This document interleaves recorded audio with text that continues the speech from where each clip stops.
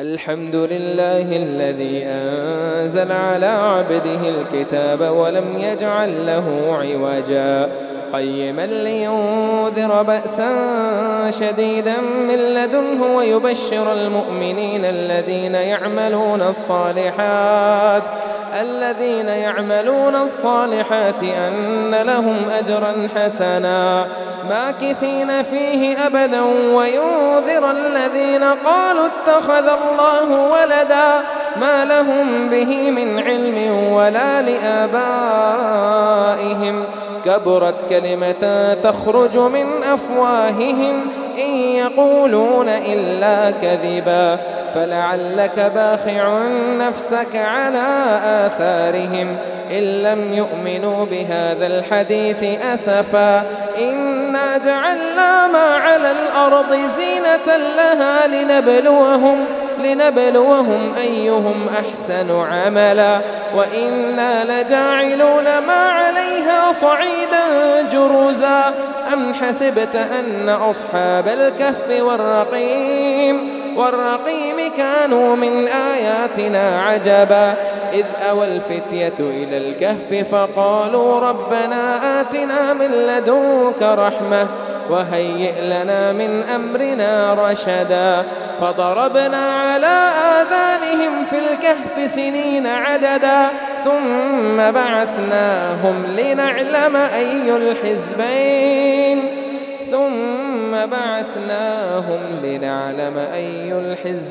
أحصى لما لبثوا أمدا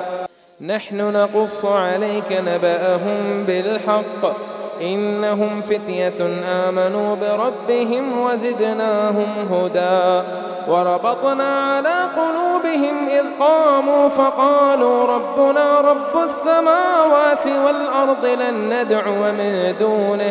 لن ندعو من دونه إلها لقد قلنا إذا شططا هؤلاء قوم اتخذوا من دونه آلهة لولا يأتون عليهم بسلطان بين فمن أظلم ممن افترى على الله كذبا وإذ اعتزلتموهم وما يعبدون إلا الله فأووا إلى الكهف ينشر لكم ربكم من رحمته ويهيئ لكم من أمركم مرفقا وترى الشمس إذا طلعت تزاور عن كهفهم ذات اليمين وإذا غربت تقرضهم ذات الشمال وهم في فجوة منه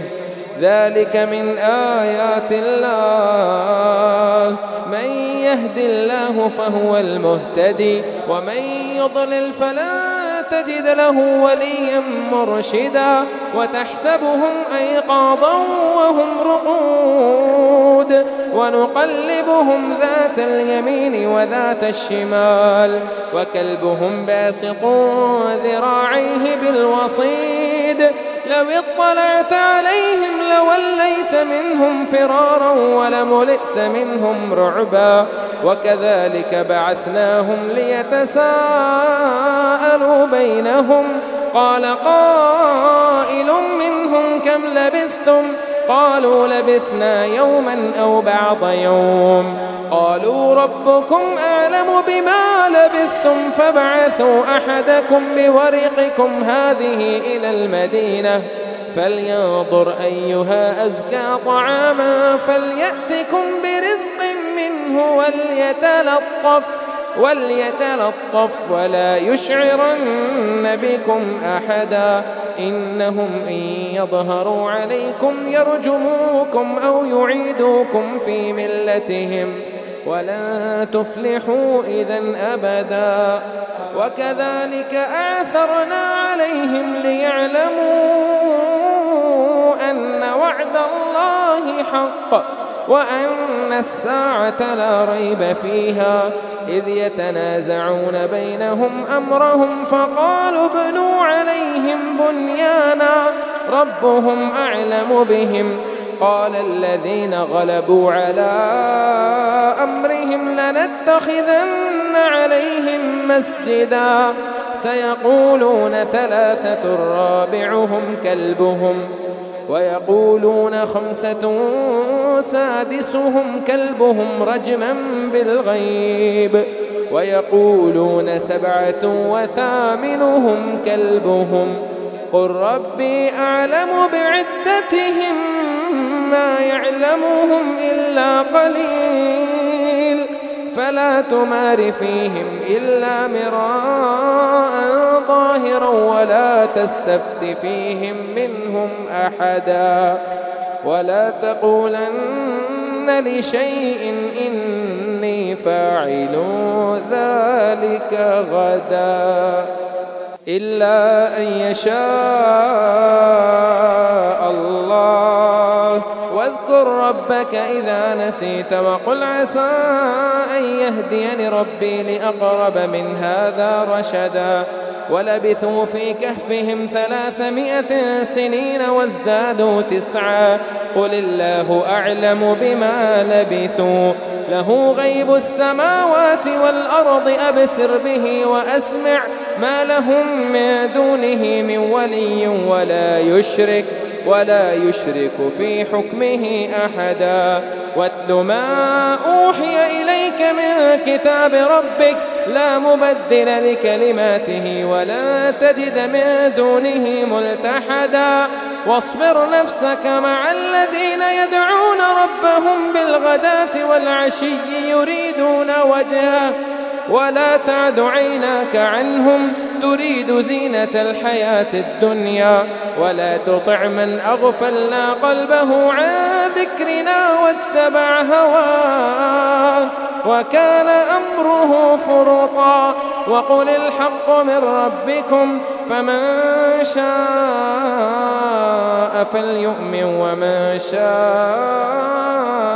فليكفر إنا أعتدنا للظالمين نارا أحاط بهم سرادقها وإن يستغيثوا يغاثوا بماء كالمهل يشوي الوجوه بئس الشراب وساءت مرتفقا إن الذين آمنوا وعملوا الصالحات إنا لا نضيع أجر من أحسن عملا أولئك لهم جنات عدن تجري من تحتهم الأنهار يحلون فيها من أساور من ذهب ويلبسون ثيابا خضرا من سندس واستبرق متكئين فيها على الأرائك نعم الثواب وحسنت مرتفقا واضرب لهم مثل الرجلين جعلنا لأحدهما جنتين من أعناب وحففناهما بنخل وجعلنا بينهما زرعا كلتا الجنتين آتت أكلها ولم تظلم منه شيئا وفجرنا خلالهما نهرا وكان له ثمر فقال لصاحبه وهو يحاوره أنا أكثر منك مالا وأعز نفرا ودخل جنته وهو ظالم لنفسه قال ما أظن أن تبيد هذه أبدا وما أظن الساعة قائمة ولئن رددت إلى ربي لأجدن خيرا منها منقلبا قال له صاحبه وهو يحاوره أكفرت بالذي خلقك من تراب ثم من نطفة ثم سواك رجلا لكنا هو الله ربي ولا أشرك بربي أحدا ولولا إذ دخلت جنتك قلت ما شاء الله لا قوة إلا بالله إن ترني أنا أقل منك مالا وولدا فعسى ربي أن يؤتيني خيرا من جنتك ويرسل عليها حسبانا من السماء فتصبح صعيدا زلقا أو يصبح ماؤها غورا فلن فلن تستطيع له طلبا وأحيط بثمره فأصبح يقلب كفيه على ما أنفق فيها وهي خاوية على عروشها ويقول يا ليتني لم أشرك بربي أحدا ولم تكن له فئة ينصرونه من دون الله وما كان منتصرا هنالك الولاية لله الحق هو خير ثوابا وخير عقبا واضرب لهم مثل الحياة الدنيا كماء إن أنزلناه من السماء فاختلط به نبات الأرض فأصبح هشيما تذروه الرياح وكان الله على كل شيء مقتدرا المال والبنون زينة الحياة الدنيا المال والبنون زينة الحياة الدنيا والباقيات الصالحات خير عند ربك ثوابا وخير أملا ويوم نسير الجبال وترى الأرض بارزة وحشرناهم فلم نغادر منهم أحدا وعرضوا على ربك صفا لقد جئتمونا كما خلقناكم أول مرة بل زعمتم أن لن نجعل لكم موعدا ووضع الكتاب فترى المجرمين مشفقين مما فيه ويقولون يا ويلتنا ما لهذا الكتاب لا يغادر صغيرة ولا كبيرة إلا أحصاها ووجدوا ما عملوا حاضرا ولا يظلم ربك أحدا وإذ قلنا للملائكة اسجدوا لآدم فسجدوا إلا إبليس كان من الجن ففسق عن أمر ربه أفتتخذونه وذريته أولياء من دوني وهم لكم عدو بئس للظالمين بدلا ما أشهدتهم خلق السماوات والأرض ولا خلق أنفسهم وما كنت متخذ المضلين عضدا ويوم يقول نادوا شركائي الذين زعمتم فدعوهم فلم يستجيبوا لهم وجعلنا بينهم موبقا ورأى المجرمون النار فظنوا أنهم مواقعها ولم يجدوا عنها مصرفا ولقد صرفنا في هذا القرآن للناس من كل مثل وكان الإنسان أكثر شيء جدلا وما منع الناس أن يؤمنوا إذ جاءهم الهدى ويستغفروا ربهم إلا أن تأتيهم سنة الأولين أو يأتيهم العذاب قبلا وما نرسل المرسلين إلا مبشرين ومنذرين ويجادل الذين كفروا بالباطل ليدحضوا به الحق واتخذوا آياتي وما أنذروا هزوا ومن أظلم ممن ذكر بآيات ربه فأعرض عنها ونسي ما قدمت يداه إنا جعلنا على قلوبهم أكنة أن يفقهوه وفي آذانهم وقرا وإن تدعوهم إلى الهدى فلن يهتدوا إذن أبدا وربك الغفور ذو الرحمة لو يؤاخذهم بما كسبوا لعجل لهم العذاب بل لهم موعد لن يجدوا من دونه موئلا وتلك القرى أهلكناهم لما ظلموا وجعلنا لمهلكهم موعدا. وإذ قال موسى لفتاه لا أبرح حتى أبلغ مجمع البحرين أو أمضي حقبا. فلما بلغا مجمع بينهما نسيا حوتهما فاتخذ سبيله في البحر سربا. فلما جاوزا قال لفتاه آتنا غداءنا لقد لقينا من سفرنا هذا نصبا. قال أرأيت إذ أوينا إلى الصخرة فإني نسيت الحوت وما أنسانيه إلا الشيطان أن أذكره واتخذ سبيله في البحر عجبا. قال ذلك ما كنا نبغ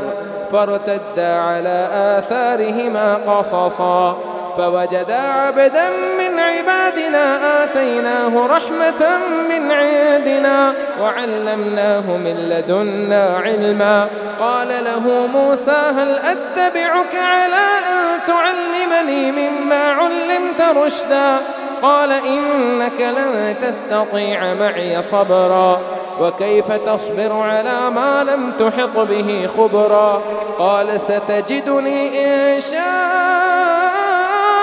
الله صابرا ولا أعصي لك أمرا. قال فإن اتبعتني فلا تسألني عن شيء حتى أحدث لك منه ذكرا. فانطلقا حتى إذا ركبا في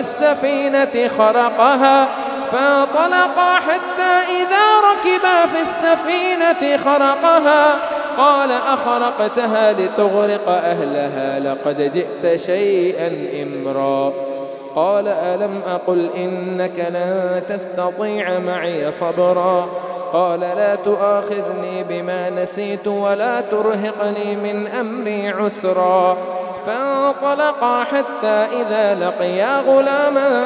فقتله. قال أقتلت نفسا زكية بغير نفس لقد جئت شيئا نكرا. قال ألم أقل لك إنك لن تستطيع معي صبرا. قال إن سألتك عن شيء بعدها فلا تصاحبني قد بلغت من لدني عذرا. فانطلقا حتى إذا أتيا أهل قرية استطعما أهلها فأبوا أن يضيفوهما فوجد فيها جدارا يريد أن ينقض فأقامه. قال لو شئت لاتخذت عليه أجرا. قال هذا فراق بيني وبينك سأنبئك بتأويل ما لم تستطع عليه صبرا. أما السفينة فكانت لمساكين يعملون في البحر فأردت أن أعيبها وكان وراءهم ملك يأخذ كل سفينة غصبا. وأما الغلام فكان أبواه مؤمنين فخشينا أن يرهقهما طغيانا وكفرا. فأردنا أن يبدلهما ربهما خيرا منه زكاة وأقرب رحما. وأما الجدار فكان لغلامين يتيمين في المدينة وكان تحته كنز لهما وكان أبوهما صالحا. فأراد ربك أن يبلغا أشدهما ويستخرجا كنزهما رحمة من ربك وما فعلته عن أمري ذلك تأويل ما لم تسطع عليه صبرا. ويسألونك عن ذي القرنين قل سأتلو عليكم منه ذكرا. إنا مكنا له في الأرض وآتيناه من كل شيء سببا فأتبع سببا حتى إذا بلغ مغرب الشمس وجدها تغرب في عين حمية وجدها تغرب في عين حمئة ووجد عندها قوما قلنا يا ذا القرنين إما أن تعذب وإما أن تتخذ فيهم حسنا قال أما من ظلم فسوف نعذبه ثم يرد إلى ربه فيعذبه عذابا نكرا وأما من آمن وعمل صالحا فله جزاء الحسنى وسنقول له من أمرنا يسرا ثم أتبع سببا حتى إذا بلغ مطلع الشمس وجدها تطلع على قوم لم نجعل لهم من دونها سترا كذلك وقد أحطنا بما لديه خبرا ثم أتبع سببا حتى إذا بلغ بين السدين وجد من دونهما قوما لا يكادون يفقهون قولا قالوا يا ذا القرنين إن يأجوج ومأجوج مفسدون في الأرض فهل نجعل لك خرجا على أن تجعل بيننا وبينهم سدا قال ما مكني فيه ربي خير فأعينوني بقوة أجعل بينكم وبينهم ردما آتوني زبر الحديد حتى إذا ساوى بين الصدفين قال انفخوا حتى إذا جعله نارا قال آتوني أفرغ عليه قطرا فما استطاعوا أن يظهروه وما استطاعوا له نقبا قال هذا رحمة من ربي فإذا جاء وعد ربي جعله دكاء وكان وعد ربي حقا وتركنا بعضهم يومئذ يموج في بعض ونفخ في الصور فجمعناهم جمعا وعرضنا جهنم يومئذ للكافرين عرضا الذين كانت أعينهم في غطاء عن ذكري وكانوا لا يستطيعون سمعا أفحسب الذين كفروا أن يتخذوا عبادي من دوني أولياء إنا أعتدنا جهنم للكافرين نزلا قل هل ننبئكم بالأخسرين أعمالا الذين ضل سعيهم في الحياة الدنيا وهم يحسبون أنهم يحسنون صنعا أولئك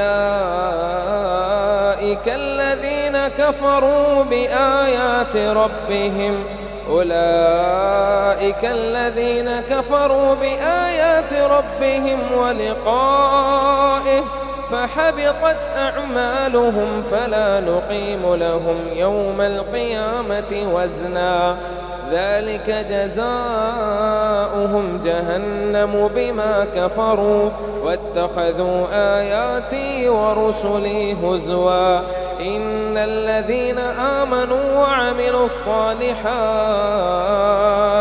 كانت لهم جنات الفردوس نزلا خالدين فيها لا يبغون عنها حولا قل لو كان البحر مدادا لكلمات ربي لنفد البحر قبل أن تنفد كلمات ربي ولو جئنا بمثله مددا قل إنما